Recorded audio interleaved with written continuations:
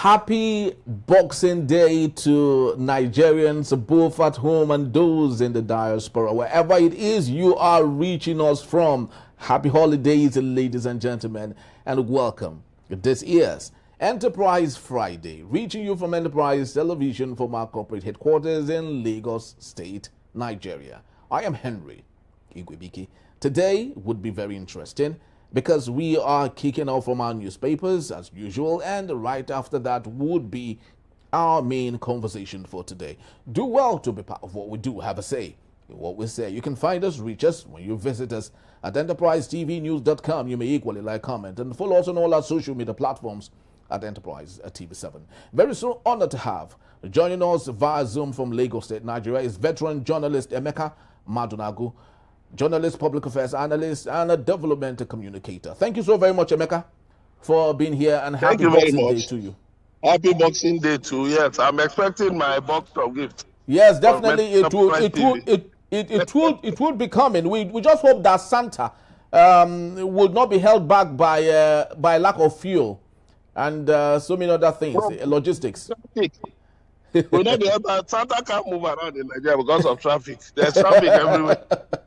So Santa might get delayed in delivering boxes because of traffic in Nigeria, especially Lagos, by the way. But that's on the light mood, actually. I would love us to start with the Punch newspaper for today. We have the big story: 2026 budget. Anambra, Enugu, Kano lead in education funding, and we have a rider to the story. Akwa Ibom, Imo lag in education allocation as 16 states fall below UNESCO benchmark. We have all the growing stories on the top strip. Borno bomb at blast sparks heightened security nationwide. Tax law mix matches pose a serious risk, and that's coming from CTTN. Once Christmas, governors APC Saraki preach tolerance. On the bottom strip, we have a Christmas Day tanker explosion claims 2 lives in Lagos. 7,900 inmates pardoned in 3 years, really, in Nigeria. And I'm just hearing this. Well, we equally have other matters. The federal government reshuffles NCAA directors amid corruption allegation. Emeka, let's talk education right now. Anambra had always led the pack, and it's not surprising in 2026 it's still leading. Enugu is following suit. Kano, surprisingly, Emeka, is equally leading, despite the out-of-school children in the state in millions. Unfortunately, Akwa Ibom, Pastor Omoeno, who has flocked to the center. Imo, Hope Uzodimma, who is constantly living in Abuja rather than residing in his home state. They are all falling and lagging behind. Speak to me, Emeka. What basis was used to make this data known? Thank you. The point is this. You see, what is education, really? What do you really call education? That's one thing that we have not been able to fully grasp in Nigeria. We think that until you go to a tertiary institution before you're educated. No. On the contrary, no. Vocational education, if you have skill, if you are trained, you have some skills, and then you are sufficiently educated to be able to read and write, you will do well. You will do well. But if you just think it's only when you get to when you attend a tertiary institution, then you will lag behind. And that's why you see we are having these out-of-school children. Out-of-school children, they can be trained in different skills. You can train them in different skills. There are so many things that they can do. And then, fine, even if you say it's Arabic education you're using, to train them. But also know that the world is interlinked. The world is diverse. So you need to also give them the benefit of Western education so that they can thrive in a diverse world. Don't box people into religious spaces. Don't box them into religious enclaves. Let people be free to utilize their abilities. Imo State lagging behind. It's worrisome because Imo State is always has maintained #1 position in terms of JAMB, WAEC, in Nigeria, and I think NECO, So Emeka, if they are lagging behind, sorry to interject here. It's actually not surprising to note that Imo is lagging behind. Like I said in my opening statement, Hope Uzodinma is practically living in Abuja. He is more fixated with raising the hands of defectors to the APC than do all the things that had made Imo first for so many years. So don't you think that leadership deficit on the part of Hope Uzodinma has contributed to this? With due respect, it has nothing to do with that. The basic thing is that there is an educational curriculum being run by Nigeria, by acceptable all over Nigeria. And all that is needed to be done is to keep people into those, let people plug into the curriculum. It's as simple. It doesn't matter who is the governor. It doesn't matter where he lives. What's important is this. I was going to say something that Imo has been leading in UTME, in WAEC, those, external examinations. So perhaps the government has not been able to extend this success to the vocational area. So it has been basically, about, the standard subjects that will lead to courses like law, accounting, medicine, surgery, pharmacy, and not about vocational education. So I think it's just a misalignment.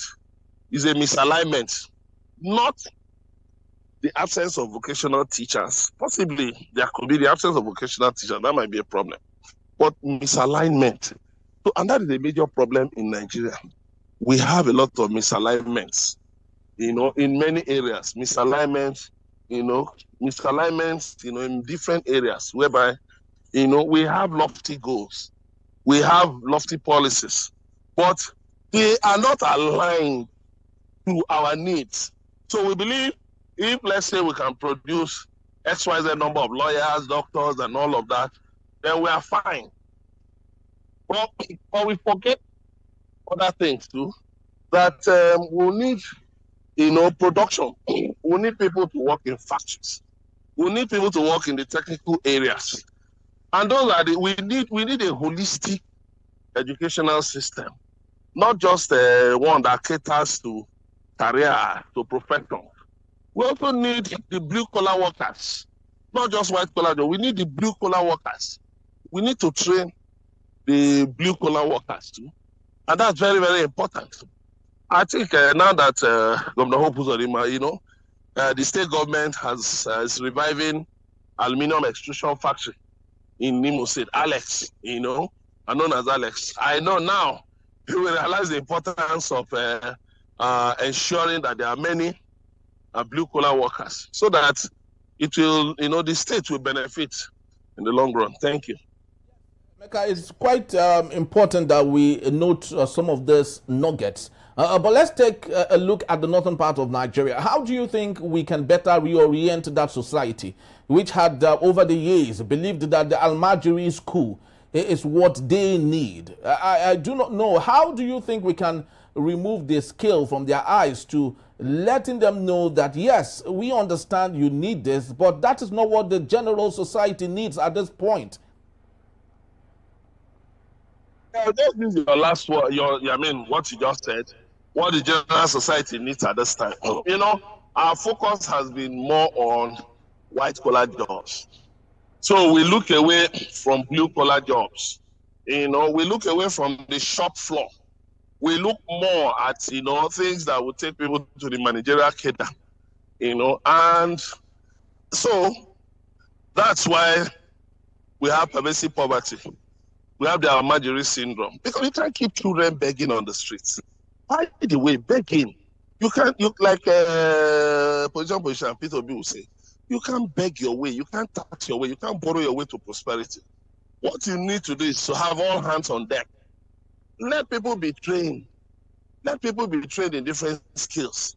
And there are so many skills. Like you have the white collar careers. You also have the blue collar careers, the blue collar needs.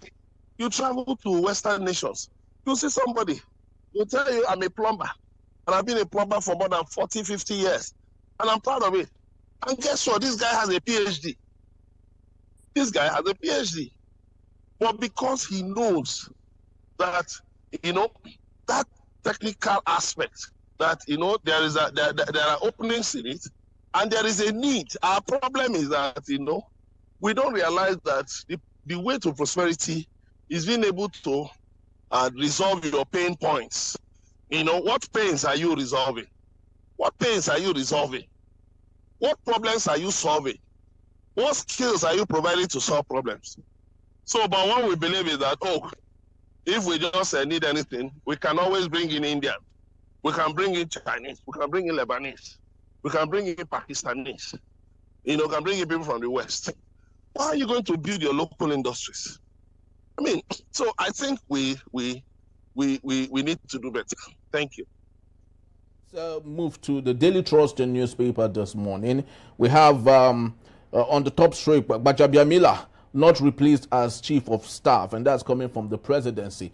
There's no smoke without fire. I wonder why this is making the news if there's nothing like that. Of course, we've had rumor of a little rift between Gbajabiamila, that's the chief of staff to the president, and the presidency itself. But since the presidency had said there's no need or there ain't any replacement, let's take it for what it is. But Emeka, let's talk about peaceful Christmas nationwide. Emeka, we are blessed, to be honest, and equally surprised that this is one time in many years that we didn't see no Christmas bombing, Christmas killing, Eve to Christmas killing, like we had seen, I guess, in 2023 in Jos and in many places. And this conspiracy theory that rather than see the Christmas Eve bombing in churches and different places of people having their midnight to cross over to Christmas, but this time we're seeing it in a mosque in Borno.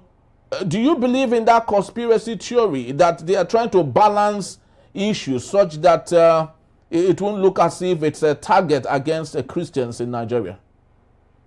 No, I don't want to look at that. A lot of these terrorists have been severely degraded, so their capacity to carry out those attacks has been severely degraded. That's one side of it. The other side of it is the fact that now the international community is taking a closer look at security issues in Nigeria, which is helpful. You said there was no violence. No, America bombed some places in Nigeria now. Christmas Day. We are going to get there in our main conversation. So I just want us to direct this just to the point. What I'm trying to say basically is that, of course, the fight against terrorism has been significantly stepped up. And we have to acknowledge the efforts of our security agencies, even though a lot still needs, there's still room for improvement.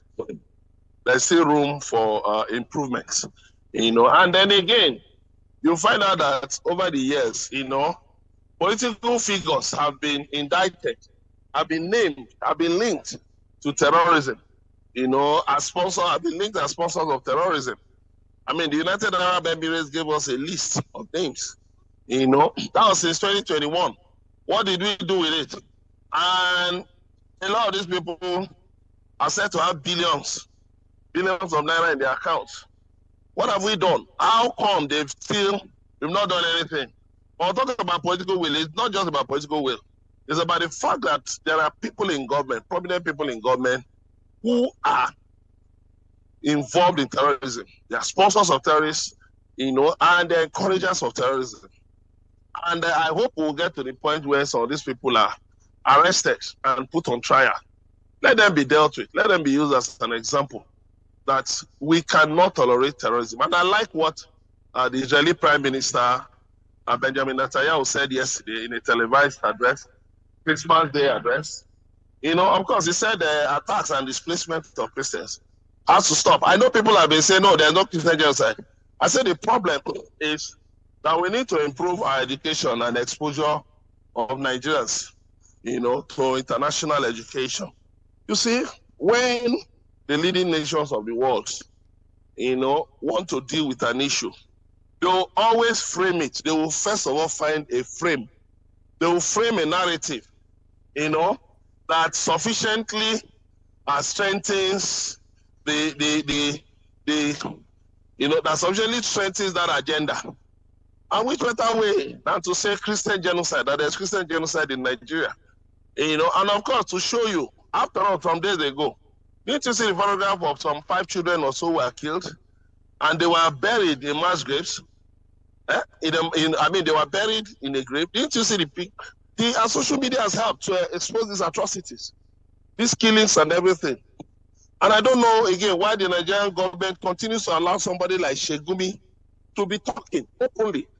I mean, if they are not cahoots with Shegumi, why is he still allowed to speak up? And then the media, ever so eager to give vent unknowingly to also aid terrorism, because you are giving a voice. You are giving a voice to Gumi. You are giving a voice to terrorists. It doesn't speak well of us, because we don't know that, look, when things go bad, the media is often one of the primary targets, So we need to be very careful. We need to understand our role in these things. Thank you. All right, we will do more analysis on these and more when we return. We have it that the U.S. strikes terrorist camps in Nigeria. The federal government confirms a strategic partnership to that strike. In a bit, still Enterprise Friday. Don't go anywhere. I'll be right back.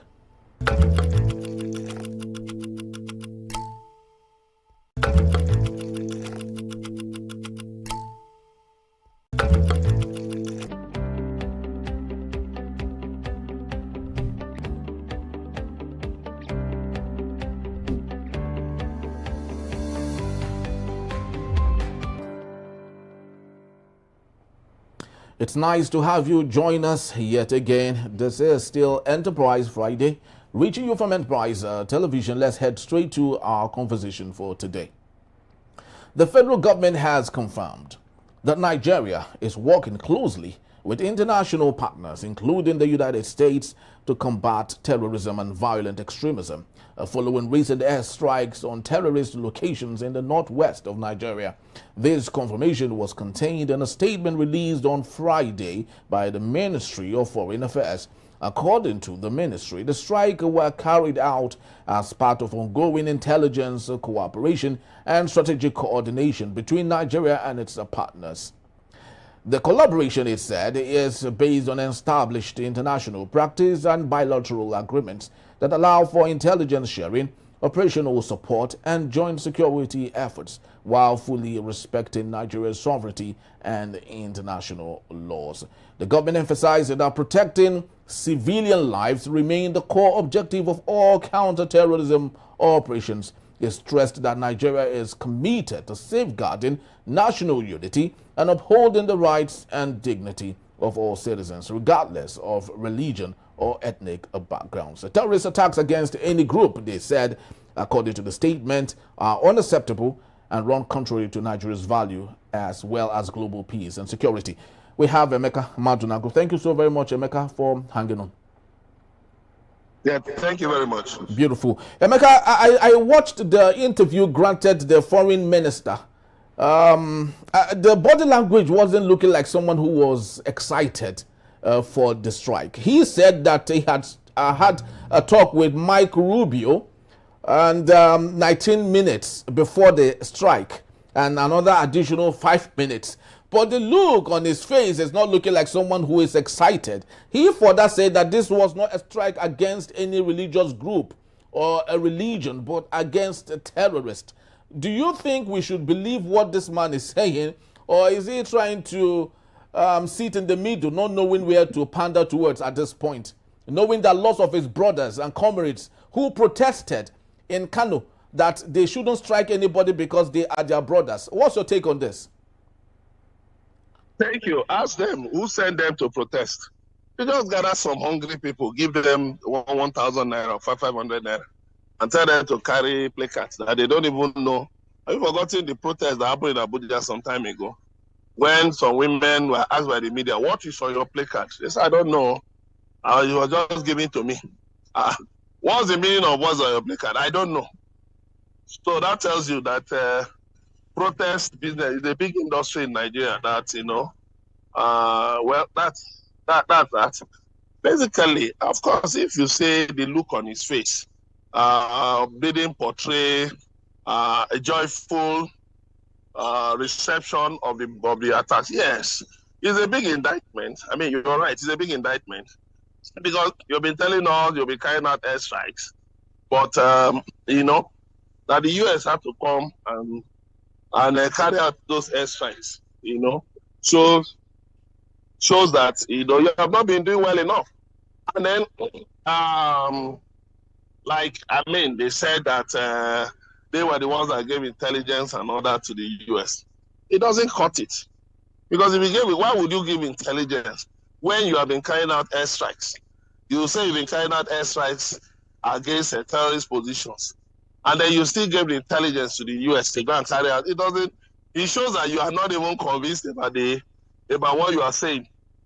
You know that you are maybe telling a lie or you're just trying to, be funny. So that's basically it, The US had to, look at what President Donald Trump said. He even announced it.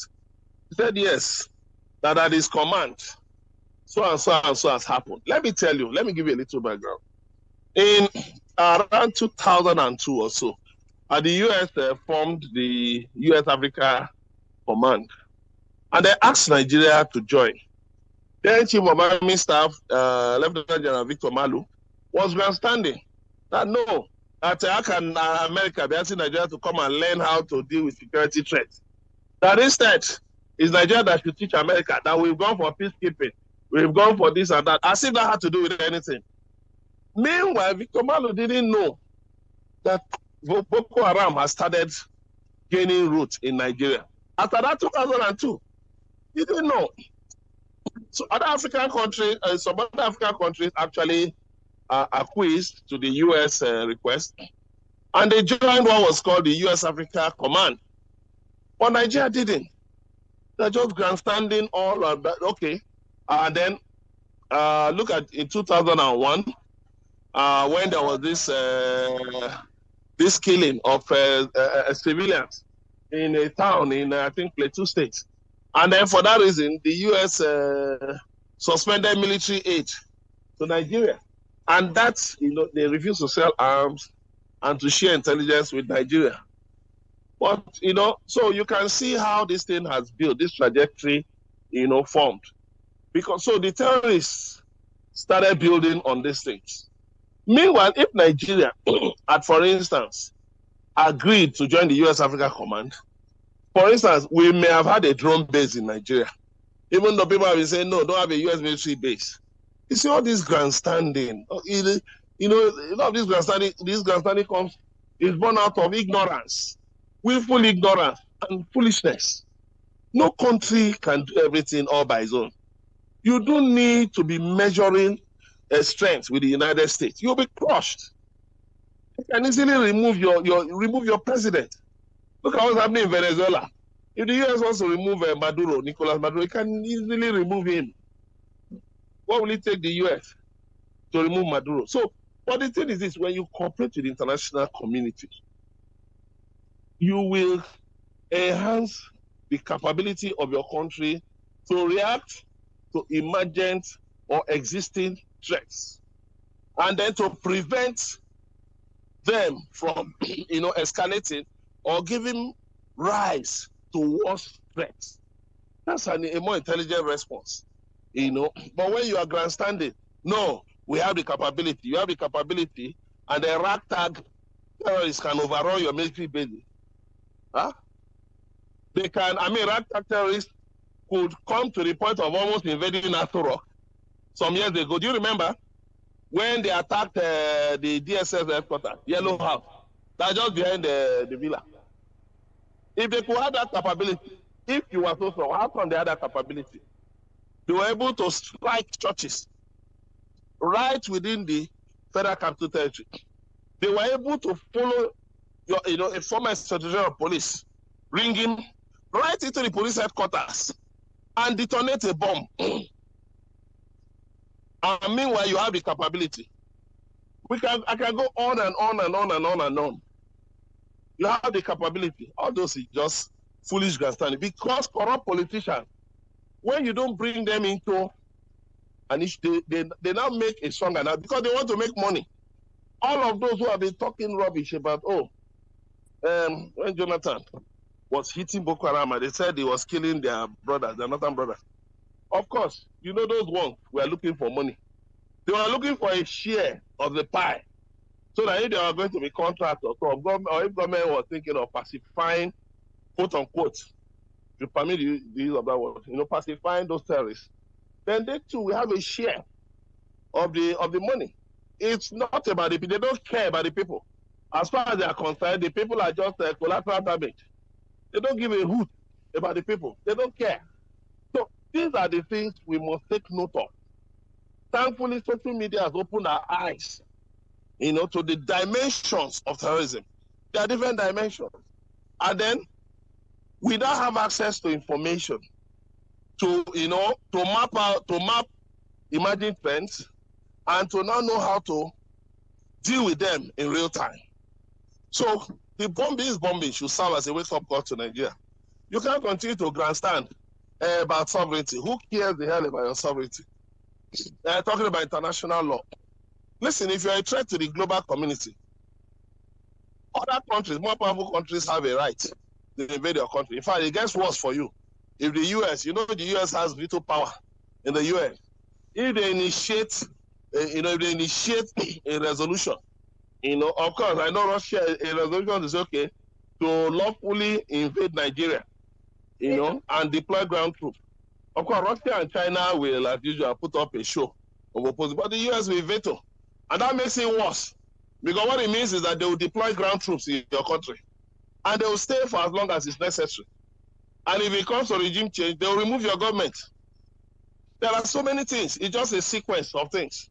So at this stage, Nigeria cannot not cooperate with the United States. Because this is not just about the United States. Europe is there. You saw the statements, China, Russia, where are they? If they cared so much about Nigeria, why haven't they over the years committed funds, committed troops, committed equipment to helping Nigeria to defeat insurgency? Do you know how many Chinese have been arrested in illegal mining in this country? Is it those ones whose governments will come and help you to fight terrorism? Huh? Is it those ones? When the terrorists are security men for illegal miners, some of whom are from their country. So let's be more intelligent in dealing with with these issues. Let's stop all this grandstanding and unnecessary puffing and puffing, sending ignorant presidential aides to TV stations to talk nonsense. No. There must be a nuanced view. You must put things in context.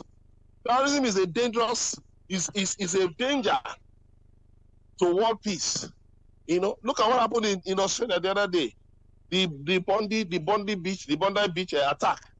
Huh? Look at what has happened here and there. Terrorists killing people here and there. In Nigeria, decimating whole, villages. Huh? Decimating whole villages. Taking over communities and renaming them. And somebody is telling me rubbish about sovereignty. Come on, keep your sovereignty in your pocket. If you had sovereignty, you will contain those threats. Because they tell you, a gun crime in America. And I said, listen, when you make these statements, hope you know these people, they map you. They will look at who is making the statement. They will draw a pattern. And that will determine the level of their response. It doesn't matter, okay, where are all those ignorant presidential aides who are going to TV stations and talking nonsense? Where are they now? Where they come out now? Because the Nigerian government has said that, yes, they were the ones that asked the US to carry out the bombing. They were the ones that provided intelligence. So what are we talking about? It's not like telling somebody, please come and flog my children. They are recalcitrant. So what is anybody going to say again? And these things will continue. Because I saw, that foolishly, People, commentators with northern name, have been saying, no, that the airstrikes, there are no casualties, that they are just on empty fields. And I say, you guys don't know what is coming. You just saw a dress rehearsal. You don't know what is coming. This will build up. It will build up to something. And now the Nigerian government has said that it invited the US, it's going to get worse for you. Because those are your comments, you can get arrested for it. Because this is a national security matter. And they should remember too that Tinubu has declared an emergency on security. There's an existing state of emergency on security. And so when they make all these comments, they should be very careful. They should be very careful. Because Nigeria right now needs to be secure. We can't be talking of inviting foreign investors. You know, we can't be talking of enlarging the economy. Thinking of moving to, you know, a $1 trillion economy by 2030. And then we allow hooligans, hoodlums, ragtag bandits, ragtag criminals to, you know, just go about detonating bombs, killing people, invading communities in the guise of carrying out one stupid and senseless agenda. No, it can't be allowed. Thank you. It's quite very interesting that you elaborated all of these facts and you fleshed them up. You rightly called it huffing and puffing of those within the corridors of power, especially the media aides who know little or nothing about diplomacy and coming to promise the world, the Nigerians, that the United States will not come. Daniel Bwala on several occasions will say, no, nothing would happen. They are in the talk and all that. But lots of things are actually, you know, changing. But Emeka, what does this mean for President Bola Ahmed Tinubu? Because right now he is in the cul-de-sacs.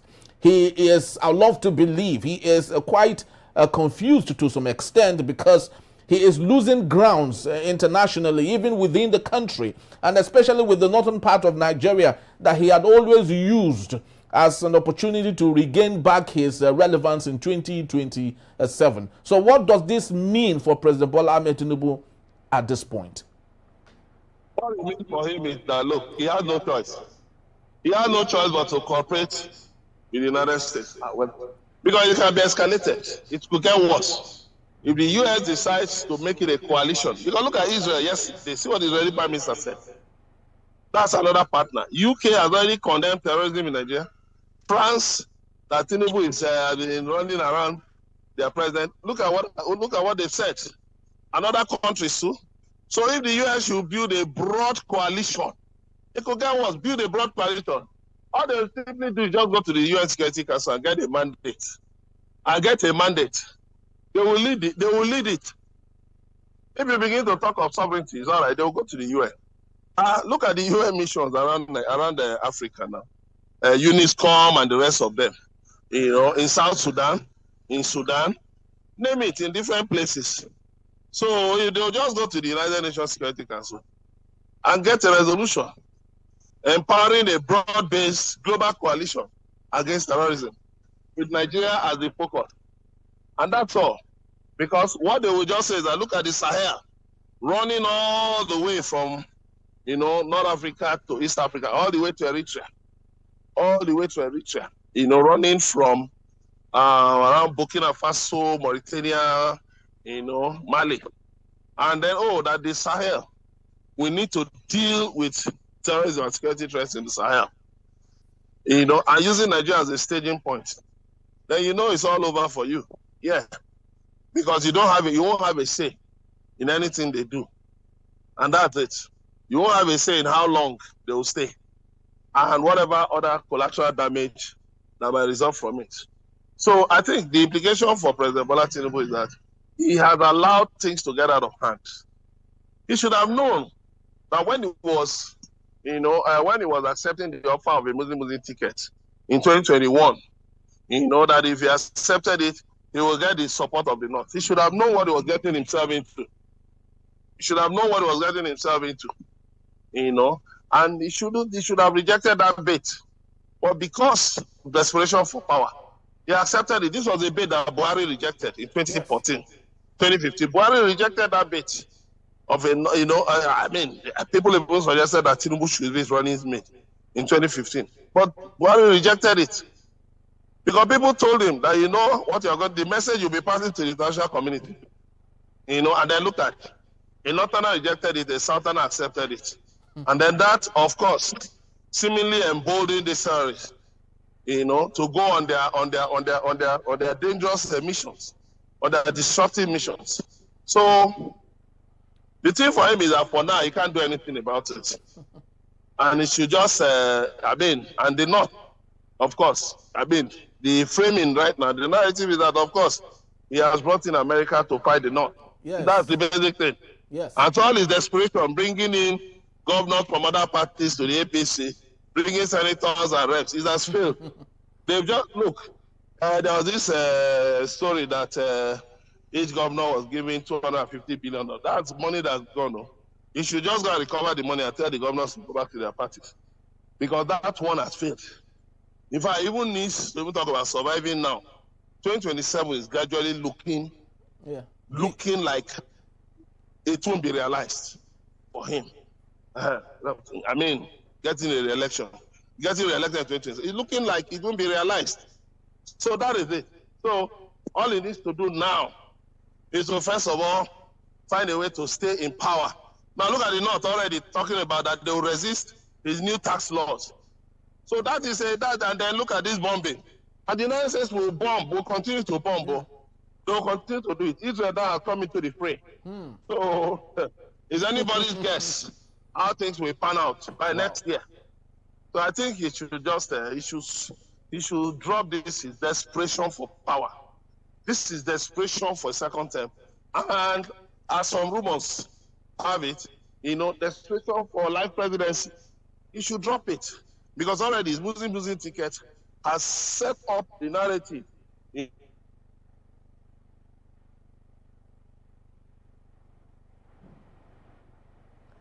Are you still there?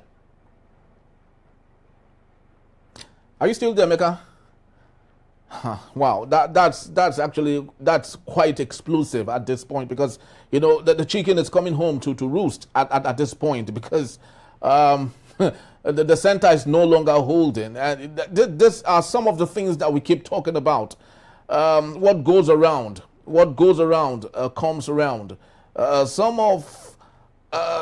To some extent, when leaders have failed, they gruesomely failed to do the needful, when the Machiavellian ideology is what a leader embraces, thinking that he is building a fortress for himself, these are some of the things that they see. They don't see the future, and taking care of the present that can determine the future is not within their reach, and these are some of the things that they see. I sincerely hope that President Bola Ahmed Tinubu would get out of this cul-de-sacs that he has deliberately created for himself, for love of power, for love of interest, for love of influence.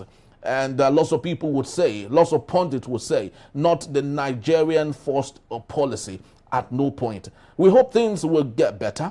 We hope that our sovereignty would be regained back, but that can only happen when good leadership is on the table. That's my time for today. Thank you so very much, Emeka, for your time equally.